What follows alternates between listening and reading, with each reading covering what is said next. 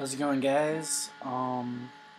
So it's me, and I feel like recently all my videos have been kind of relatively well-known stuff. Like I don't know. I can't even remember when my last video was. No, I guess that's not true. I did a tape review last time. It was pretty underground stuff, but regardless. I feel like I need to start bringing it back to what I intended to do in the first place, which was review music and musicians that are not known to the vast majority of people. So, with that in mind, I'm gonna take a sip of my tea first. Try and set it there without breaking anything. And I'm going to review Cian Nugent's Doubles. I found out about this release on Stephen O'Malley's blogspot, or blog, or whatever. And I looked into it, and it was really cool, sort of John Fahey-esque American guitar-driven music, steel string. And I looked into his previous album, which is very interesting as well. I heard some very experimental violin, which turned me on to it immediately. I was like, experimental violin. Which you don't hear a lot of, especially not in this sort of atmosphere, and it was very interesting. So he had that on his previous album. But on this album, he goes, I guess, sort of a step further, maybe a step backwards as far as experimentation is concerned. And he has a sort of chamber ensemble play with him for the second track. Now this is the first track. It's called Peaks and Troughs, as you can see right here. The second is sixes and sevens. And the personnel for this is Cian Nugent on guitar, obviously, also on organ and saz, S-A-Z.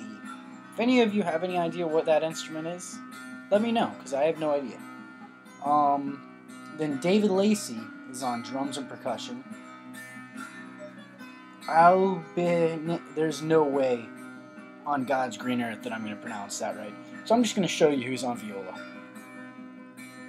Right there. That person.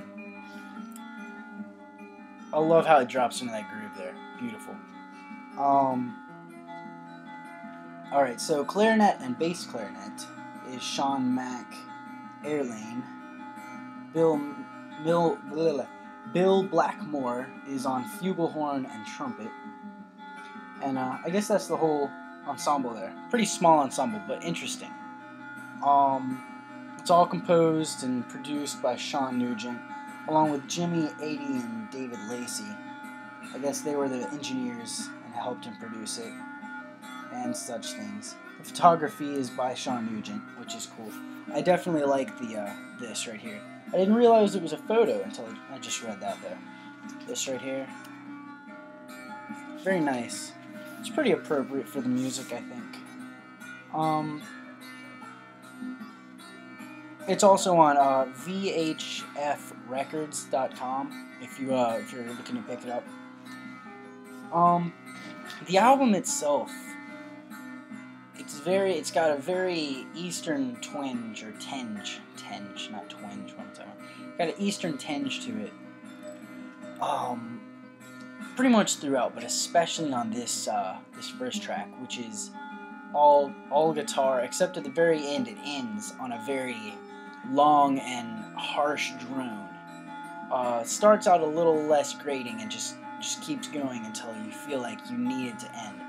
And very interesting the way that's put together. Repetition's used in a very effective way throughout this album, I think. I was playing for my grandpa, and he felt like the repetition was overdone, I could tell. He's very courteous about my music, so he was like, oh, well, I thought it was a little too long. But he wasn't, he wasn't going to go, beat it down. But I could tell, especially the drone at the end was a little distracting for him too, while we were trying to have a conversation over it. But you know, it is experimental music, and he's kind of past the experimental stage. He's more into the laid-back stuff. Though he did, in his time, experiment with interesting, you know, tape and chance music and all kinds of crazy stuff. So he's been there. It's just this is the next sort of wave of experimentation, and he's not quite up. He can't quite grasp it to the degree that someone who's young at this point can. But anyway, pulling that back again. The dynamics are nice too. Good shifting, you know. It's a flow. It's not. They aren't. Oh, what's the word?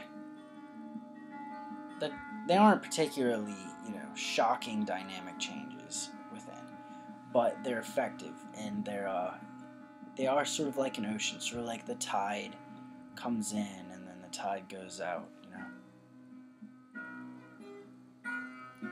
know. There's sort of some almost gypsy grooves in here.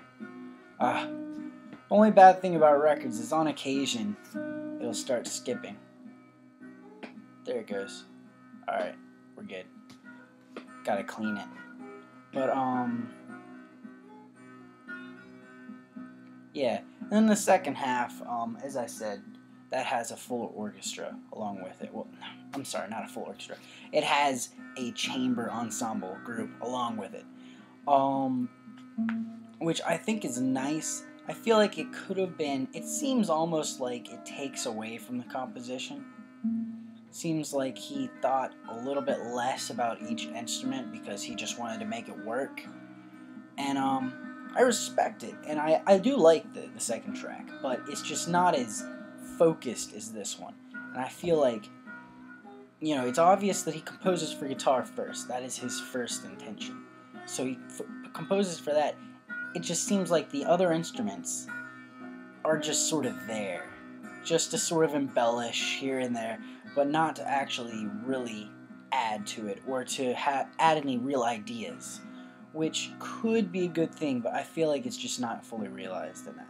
So that's my only, you know, real complaint. But it is a good album and very, very meditative.